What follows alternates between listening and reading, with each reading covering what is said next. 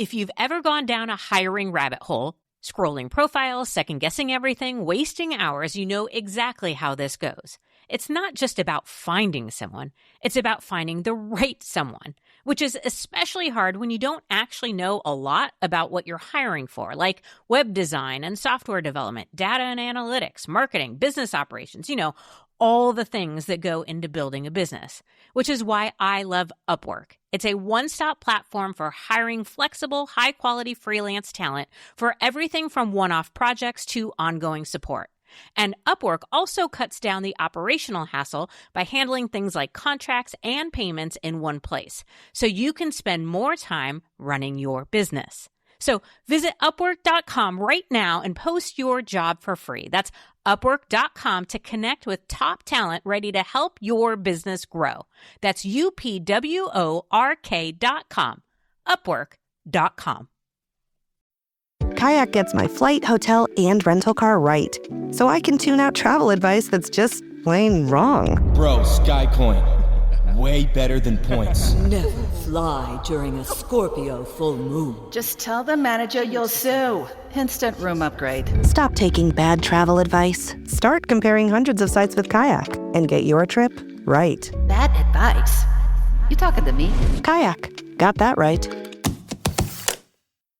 Quick pause. We expanded to YouTube because we keep hearing, I needed this 20 years ago. And the next generation shouldn't have to wait. So tell the young women in your world who are scrolling and watching to subscribe to This Is Woman's Work on YouTube.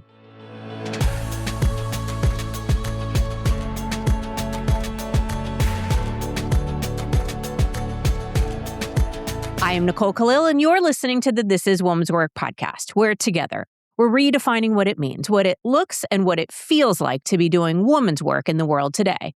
And if we're serious about redefining it, and I think we are, then we have to be honest about all the ways that we're coping with it. Because if you really wanted to know how I was doing over the course of my adult life, like actually doing, not how it looked on paper or in pictures, you wouldn't look at my resume or my calendar or even my bank account. There'd be a few things you could look to tell you the real story of how I'm doing. And one of them would be my relationship with alcohol. Because for a long time, that was the tell. Maybe not in the addiction, can't get through the day without it, life is falling apart way. More like the high functioning, looks great on social media, crushing it professionally, but miserable personally kind of way. The kind where I was achieving, producing, showing up, and feeling disconnected, always trying to prove something, and not at all comfortable in my own skin. And alcohol became the shortcut, the social lubricant, the on and the off switch. I used it to buffer myself and to soften the edges of spaces where I didn't feel like I belonged. It was my tell, a reliable one for sure, because when I felt lonely, when my confidence was at an all-time low, when I didn't like myself or my life very much, that's when I coped and numbed with alcohol. But also, when I feel grounded, connected, and good in my life, I have to be honest that alcohol is still often present there too, in moments of celebration, of connection, of trips and family meals. So it forces a question, right? Is alcohol the problem? Because, friend, if alcohol is the symptom for you like it was for me, then eliminating it might be a great choice. But I promise you, it'll just get replaced with something else. Work, perfectionism, isolation, even obsessing over your health. If we don't address the root issues, we won't stop coping and numbing. We just get more socially acceptable about it. And to be clear, if alcohol is something you need or want to remove from your life completely, I could not respect that choice more. But if, like me, it's been more of an indicator of a deeper issue, then it may be less about the alcohol and more about your relationship with yourself. So to help me and us think through all of that, I've invited Colleen Freeland to the show. Colleen is an intuitive drinking coach and host of the top-ranked It's Not About the Alcohol podcast. She works with high-achieving women to reduce their drinking, not through willpower, but by changing how they cope, think, and relate to themselves. After struggling with alcohol use disorder for 20-plus years, she discovered that the real shift wasn't about getting sober. It was about getting emotionally well. So, Colleen, thank you for being here. And I'm going to dive us right in by asking you to help us think through, when is it about the alcohol and when is it about something else? And how can we even tell? If you have to ask the question, there's the answer. And the answer is not, as you alluded to, alcohol specifically. Alcohol is your, let's say, drug of choice. It's your coping mechanism that works for you. You know, some people, just like some people can eat a lot of sugar and never get overweight. Some people eat a little bit of sugar and have diabetes. Like, we're all programmed genetically different with how certain substances interact in our brain. And for me and for many of us, when you grow up in a culture, you're conditioned to use alcohol socially. Although nobody ever taught me to drink like a grown up. I'd learned to drink in a frat house and I won a lot of trophies. I'm not going to lie. I had the ability to tolerate it.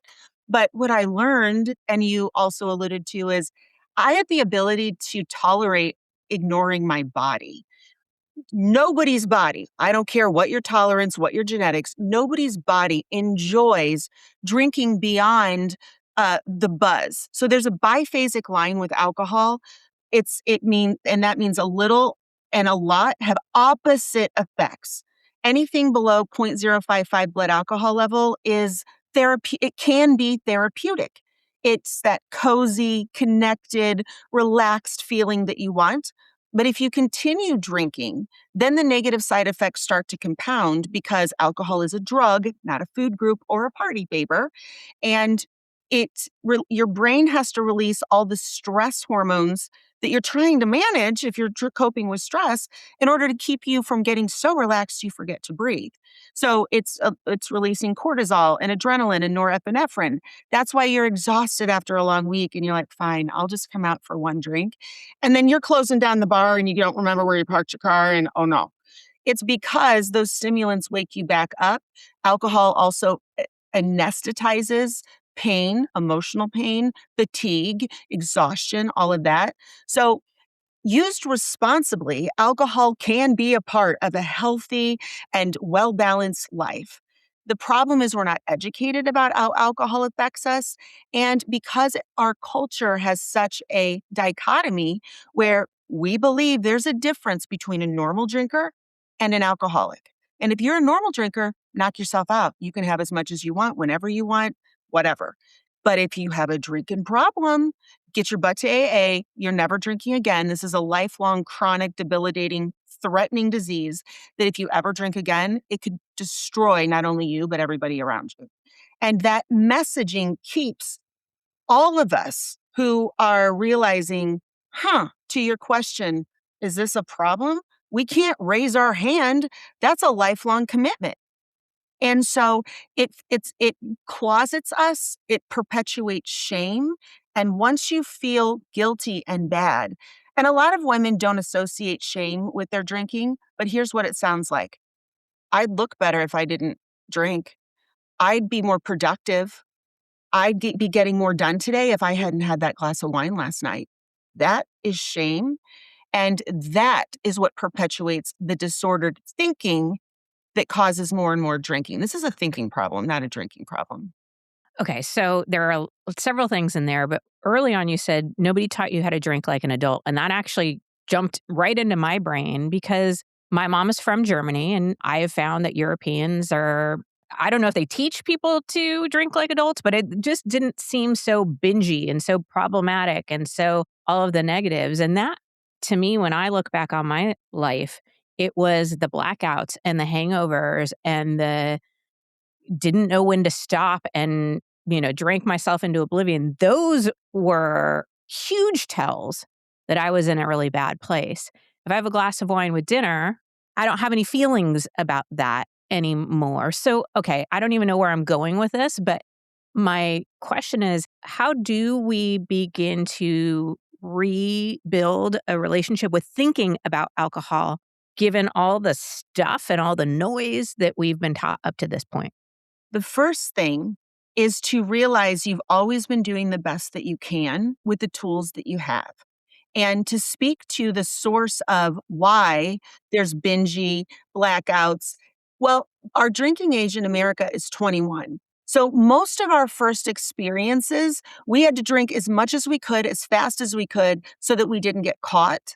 So we had to, drink all the stuff before we went out because the adults could just have a drink and get through the evening. But if you were under 21, you had to pregame.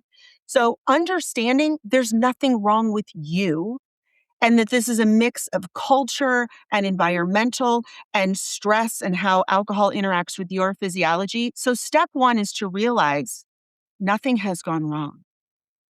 You are where you are, and you've got a habit that you would like to change because you think you want better. You could be better and feel better.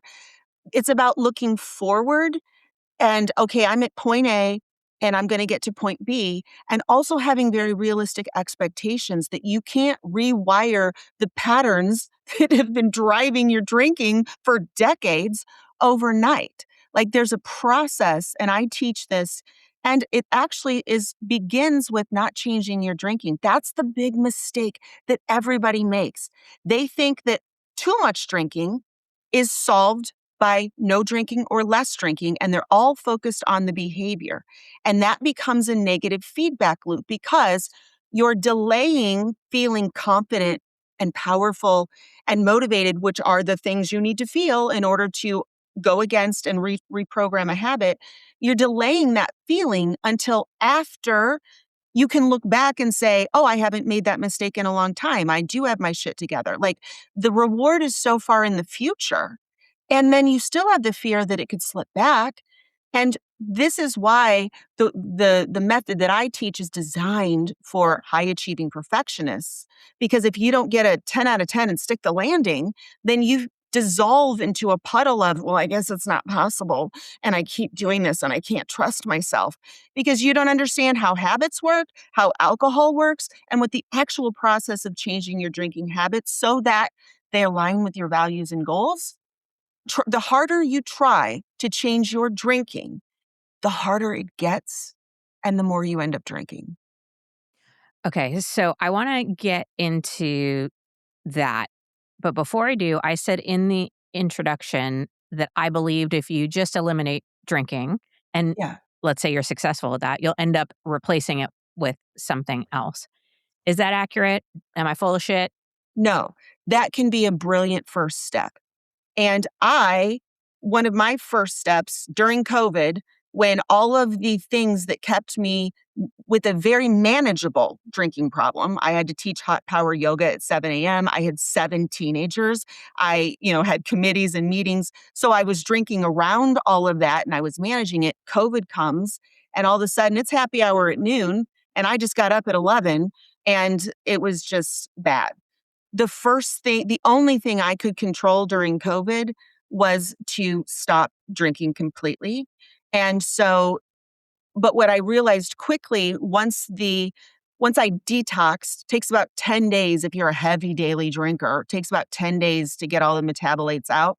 And it takes about 30 days if you want to go the cold turkey route, it takes about 30 days to get that dopamine baseline back. I went 3 years. And after the first month of just feeling like a relief, like I'd walked away from a car accident because it was bad. I was drinking a bottle of vodka a day at the end. But then that's how I realized the perfectionism, the anxiety, the lack of boundaries, the lack of action towards things that I needed to change in my life. I didn't have a coping mechanism. 2 years into my sobriety, I was diagnosed with clinical depression, and that had never been a problem even when I was drinking. So there is no right way to take the first step. The first step is whatever you're willing to take. I just deal with a lot of women who it's not that bad and they're in their heads about whether or not it's even a problem and what do they do. And that's where my approach is so counterintuitive and unique, where I'm like, come with me. Like I want to drive a bus around AA stop places and be like, get on the bus. I got you. You can bring your drink, because removing the coping mechanism that is currently one of the pillars on the tent poles that are keeping up your life before you have the capacity to deal with the stress that's driving the drinking is why you end up on and off the wagon. And so another myth in our culture with the AA culture is that you have to be sober to do the work. No, you don't. You're doing the work every day, all the time. You're doing the best you can. And so what if the first step is just, first of all, deciding if you want to take a break or not, and then getting support with that. But you still got to do the work. Removing the drinking is not fixing the problem. So either way, you have to make space to begin to focus on nervous system regulation. Like, my women are shocked at simply by the first 30 minutes of your day is phone free. Taking a lunch break where you're chewing and eating your food. Coming home from work and spending 5 minutes dancing or laying on your bed or doing something to bring yourself back into the state of regulation. You mentioned something that I want to point to, where when you're bad, drinking is bad. But when you're good, it's not an issue. Exactly. And when you realize that probably in any given day, you're good and bad and good and bad, those are states of your nervous system, those are feelings, then the more you begin to expand your capacity to be okay, to walk through your day calmly, the more you're going to land in the evening with an option to have a drink, or it doesn't even occur to you to pour a drink because you don't need it like you used to. And when you start looking at your own patterns, the solution already exists. You just haven't noticed. Like most moms, there's one rule in my household that I definitely didn't apply for and would not be at all upset if I got fired from. And that's director of all information in the known universe. Like, what time is practice? Who's driving? What time will you be home? What's for dinner? Did we run out of pickles? I mean, the question game feels endless until now.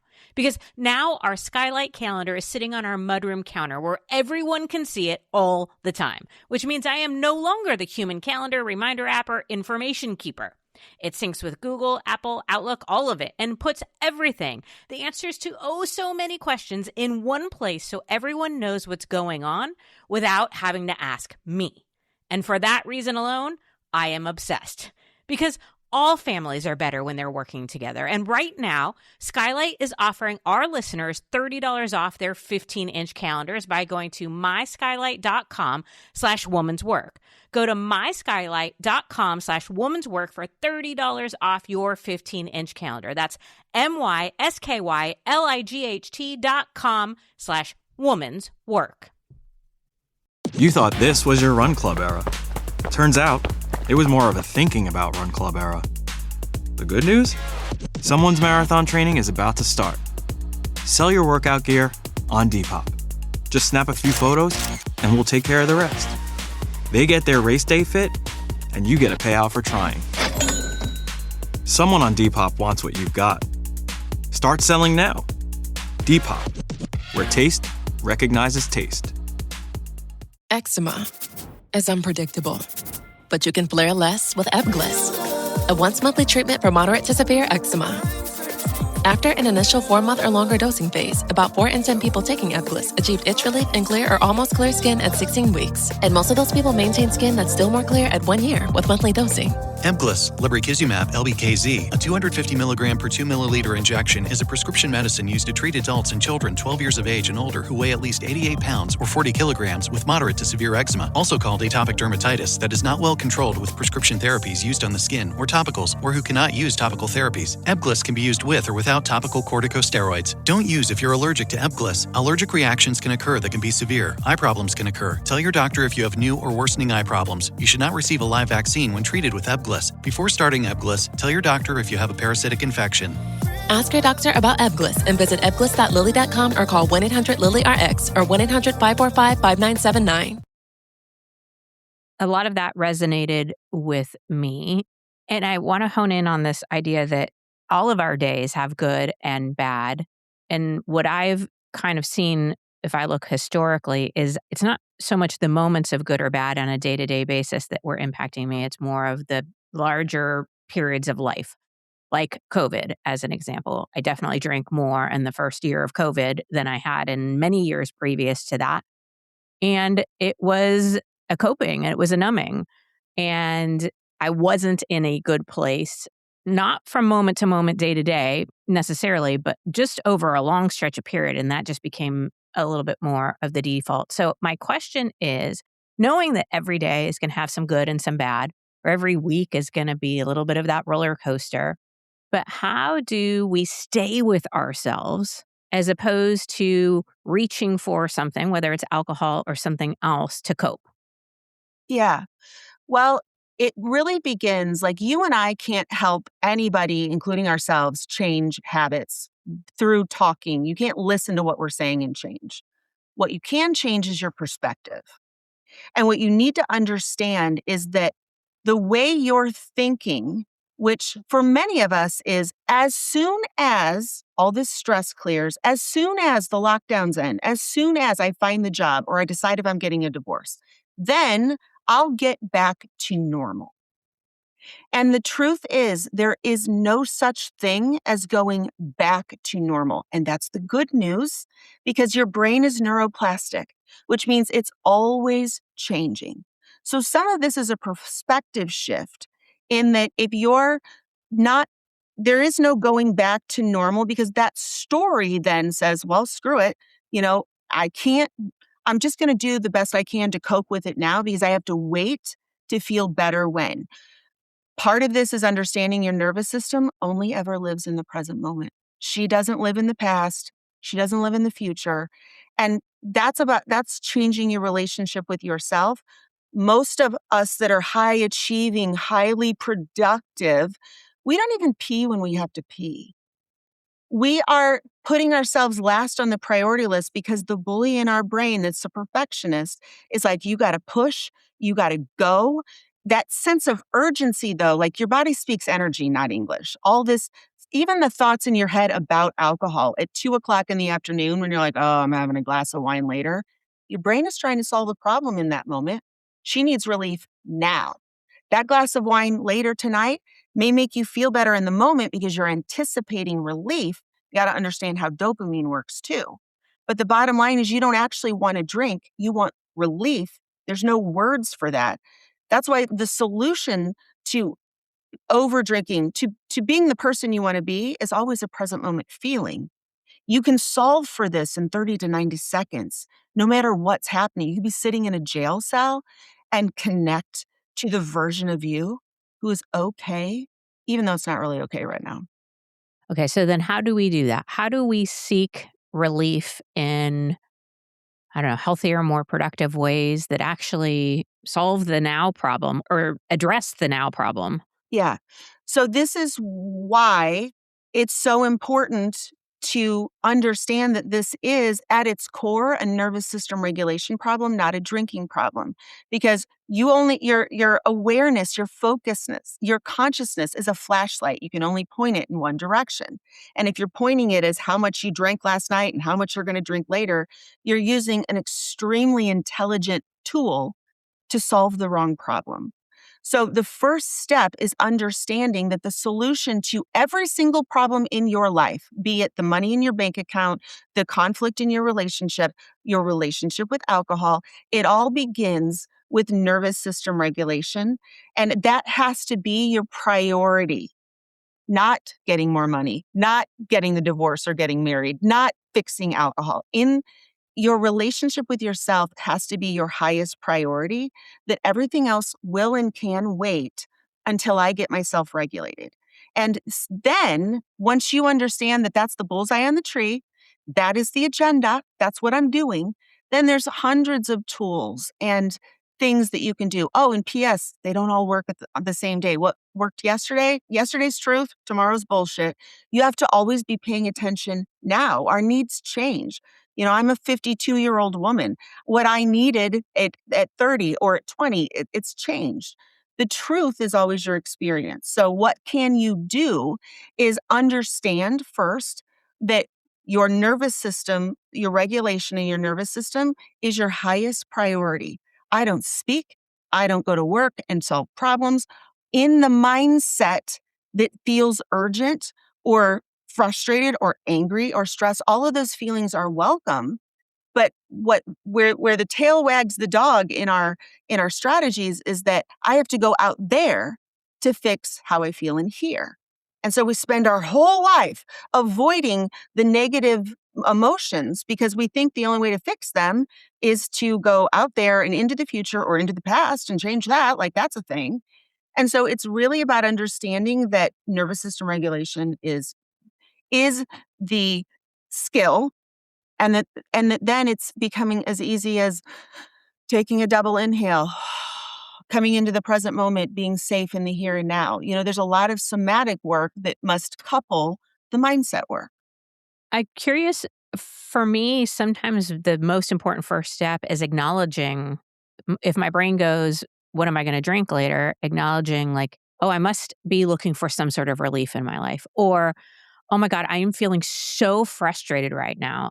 Let's sit with that. Why? What's going on? What am I making up about it? Like, there's so many, as you said, so many ways. But for me, sometimes it's in the acknowledgement of like what's really going on here Yeah. that is often the first step for me taking a more empowered or more productive Yes. approach to something. Thoughts? It's called emotional hygiene. And if you have been leaving your emotions at the door because that's what makes you successful, and you have been from eyes open to eyes closed running, and you are not stopping and even noticing that something made you uncomfortable, or you're agreeing to things that you don't actually agree with, you're ignoring yourself.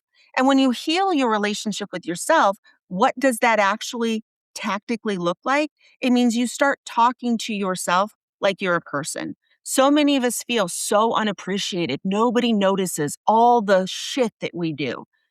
Start thanking yourself. Thank you for making my lunch. Thank you for making my bed. I'm going to so appreciate that later. I'm going to stop at the store and grab you some sushi so you've got something to eat later. Like, I'm doing you a favor. It's like, this is how you turn on the energetic connection when you both give and receive your own attention. That's what plugs your brain back into your body. And so you have to think of yourself like a person, which we've never been taught of.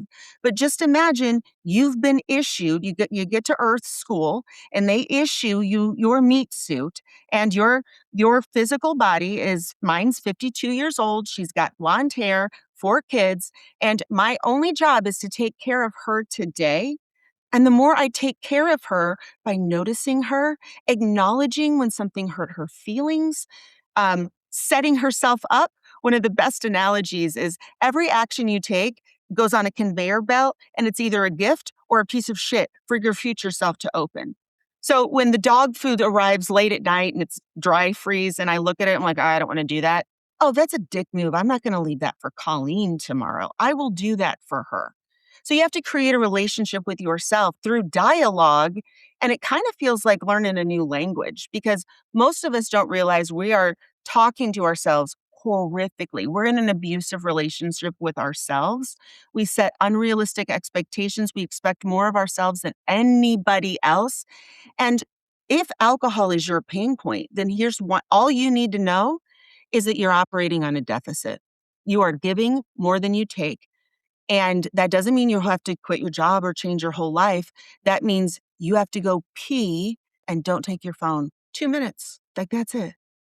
Okay, so the crux of it is really regulation. It's connection with self. For me, it was repairing self-trust, confidence. I think, as you said, may look different for each of us at each different stage of our life, but it is really being in relationship with ourselves. And let's say we evolve, because it's not an overnight thing, into that with and for ourselves. And it's, never we arrive, plant the flag, and the work is done, right? It's an ever evolving, ongoing work we get to do. If we're in that space, I would imagine that our relationship with alcohol or whatever it is we're using to cope and numb may look different. And for some people, that may look like, I just choose to never drink again. And for some people, that may look like I have a glass of wine when I'm in Italy because I want to. And for some of us, that might look like whatever when we do the work with and for ourselves, how does that play out with this thing that we were using in an unhealthy way before? So you spoke to self-trust and confidence.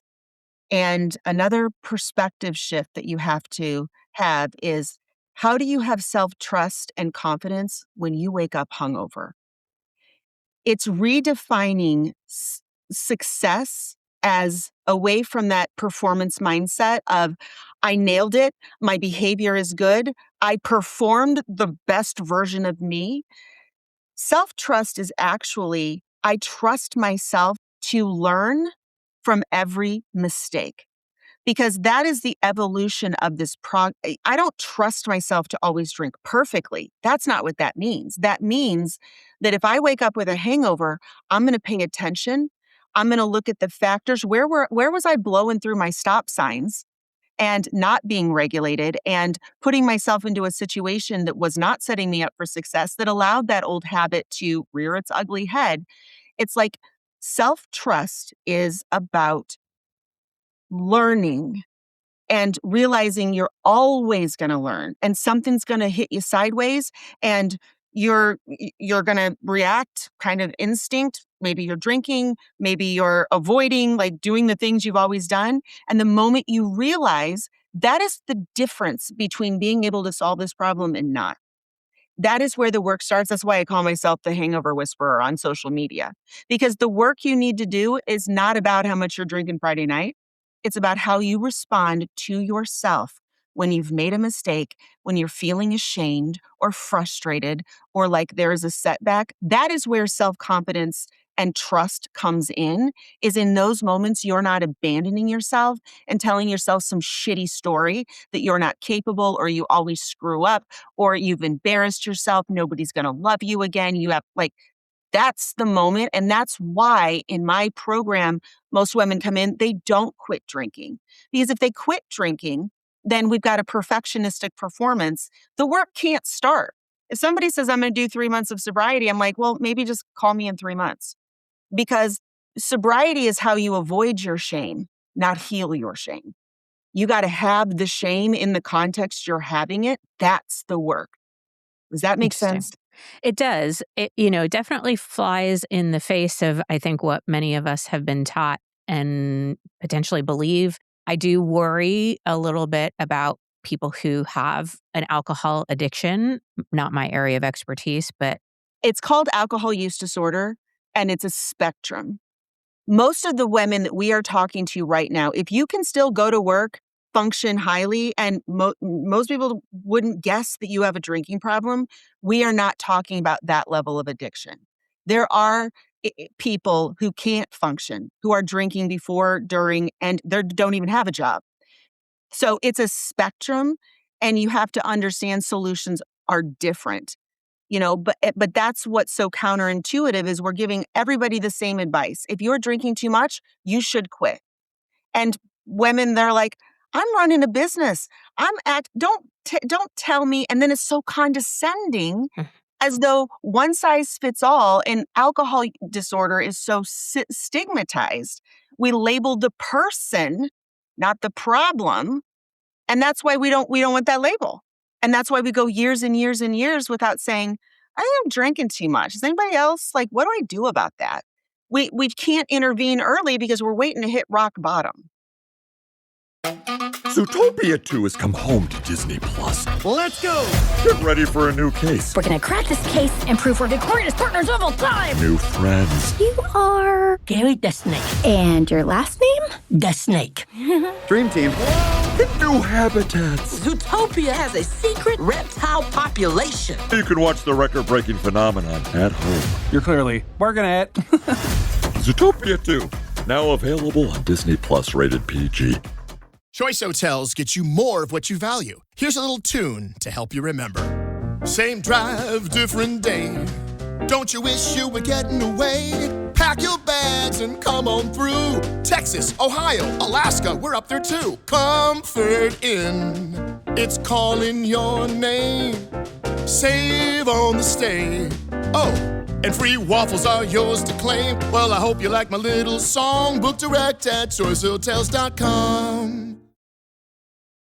I think you hit the nail on the head for me personally, is this one size fits all solution, and it's one extreme or the other, and that's it. Anything in between is a problem, right? That part has never resonated with me. This sort of condescending feeling of, oh, well, you must be weak or not have enough willpower. I don't know. There's a lot, I think, in what you said that really resonates with me. And I don't know why this keeps popping into my head, so I'm just going to honor it. But we had a woman a couple years on the show on the topic of body confidence. And she talked about how we often think of body insecurity as the shame and the noticing every little thing and always thinking about your body and what it looks like to others and what you're going to wear and blah, blah, blah. And then we think of body confidence as its opposite. Like, oh, I look good, I feel good, I wear what I wear and I'm showing everybody or whatever. And her argument was that body confidence wasn't the opposite.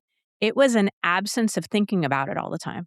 It was just like, I don't think about my body all the time. Yeah. It is not the top of my mind. And I'm butchering the way she framed it. She obviously did a beautiful job. And that's kind of what I'm hearing when I'm listening to you as well, where, again, each individual makes their choice. And wherever you're on the spectrum, that is obviously something to include in that choice. And when I'm in a really good place, when I'm happy, when I'm healthy, when my confidence is at an all-time high, it's the absence of thinking about alcohol that often is where I know I'm in a good place. That is what I show women in terms of painting the picture. It's coming home from work and it not even occurring to you to pour a drink. And also recognizing that obsessive thinking about alcohol, it's the first thing you wake up, think about in the morning. By midday, you're planning, am I stopping by the store? No, I'm not going to drink. Like blah, blah, blah, all the alcohol thoughts. That's where those are a symptom of nervous system dysregulation. And that reframe is the entry point. When you realize whether it's because we get obsessed with whatever the problem is. The difference is fixing the problem or creating a solution, creating a reality where that problem doesn't exist anymore. And so when you realize you're stuck in your head about alcohol, you can diagnose yourself with an alcohol problem. And how's that going? We've got people in meetings that haven't had a drink for 30 years, identifying as being addicted to alcohol or having a lifelong disease. Hello, you haven't had a drink in 30 years. Like, that's not even logical. AA and that whole concept was developed before they understood neuroplasticity. So if you can just learn that when you're stuck in your head about the money in your bank account, about how much you drank, about what's going on with your kid, and realize it's not about any of that, that's just like the energy. Your brain is translating the energy in your body, and that's the closest problem it can find. And you're actually just dysregulated. That's the entry point. That's moving in the right direction. It's not beating yourself up because you're thinking about alcohol. You can't change what pops into your head ever. You can change how you respond to what pops into your head and stop believing everything you think. Your body speaks energy, not English. Okay, I could ask you so many more questions, and I'm sure our listener is going to want to learn more and dive deeper into this. I want to go back to what you said, create a reality where the problem doesn't exist anymore. I think that is the greater invitation here, whether it's alcohol or any other coping or numbing mechanism you may be using, like perfectionism or work addiction. There's so many things scrolling. There are so many things in today's day and age that we sort of default to.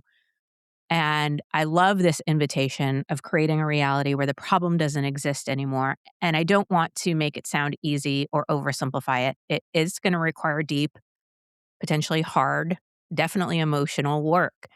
So any last piece of, I don't know if advice is the right word, encouragement for our listener who is willing to accept the invitation to work on their reality? Yeah, it's the absolute best work that you can do. And if you have an alcohol-specific problem, getting an alcohol-specific solution like mine, counterintuitive, that can help. But simply pursuing nervous system regulation and realizing that the peace you seek is already inside of you right now. And the first step to being okay is to acknowledge you're not okay and to be okay with the fact that you're not okay. And that's what grows your capacity to handle bigger and bigger things in life. And that is the superpower that every high-achieving, stressed-out woman is looking for, that you don't even understand. Your success is not with the trophy.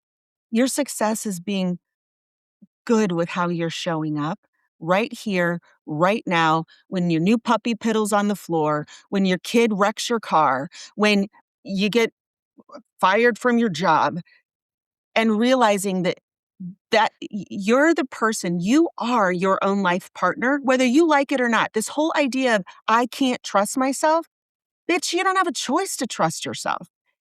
I can't handle this. Oh, you are handling it. Like, you're not handling it well, evidently, but you are handling it. Like, being your own best friend versus your own worst critic is the difference between professional success and personal success, and being miserable in the middle of having a life that's enviable to everybody else. Mm-hmm.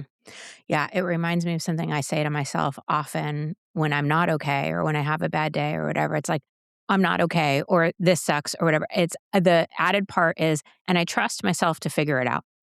Yes. Because I always have. I mean, I have more evidence of that than anything in my life. And I love what you said. It's like, if you don't trust yourself, who will? And we don't have a choice, friend. That's not a thing. Yeah. You are with me from the first moment, and you are the only person who can never abandon yourself. Right. You are the only person who can always be on your side and always get your point of view, even when your dearest, most beloved person in your life betrays you. You're still with you. And learning that feeling like your own best friend is a skill nobody teaches you. What they taught you is how to perform. And if somebody says jump, you say how high, and then you worry about managing everybody else's feelings. No, just manage your own. Just manage your own feelings. Your feelings about everybody else's feelings are still your feelings anyway. So the more you realize the answer is inside, it gets a lot simpler. And I'm not going to say easy, and that, there aren't specific tools that can be really helpful in whatever what you're dealing with, alcohol specifically. But when you realize that the solution is to become your own best friend, then your brain will help you get whatever you want. When the student is ready, the teacher appears. Yep. If you're ready to say yes to yourself, just open your eyes and it'll be there for you. That's how it works. Okay, friend. Well, if you're looking for more guidance, more support, if you're ready, the website is emotionalsobrietycoaching.com. Colleen also hosts a podcast called It's Not About the Alcohol, so you can find that wherever you listen to podcasts. And of course, you can find her on social media at The Hangover Whisperer. Colleen, thank you for a really interesting conversation that I think blew apart a lot of things in my brain. And I'm going to look forward to continuing to think through, live through, learn through all of this. So thank you. Thank you, Nicole. All right, friend, we hear a lot about managing our indicators. Drink less, work smarter, scroll less, eat healthier, be more disciplined. And none of that is bad advice. It just may not get to the root of what is actually going on. Because if something in your life has become the way you cope, the way you numb, the way you get through, removing it won't automatically make you better. It just removes your current strategy. And without doing the deeper work, we don't stop coping. We just find a different way to do it. So maybe the work isn't just to eliminate. Maybe the work is to build the capacity to stay with yourself, to feel, to process, to create a life that you don't regularly feel you need to escape from. Because doing that, well, that is woman's work.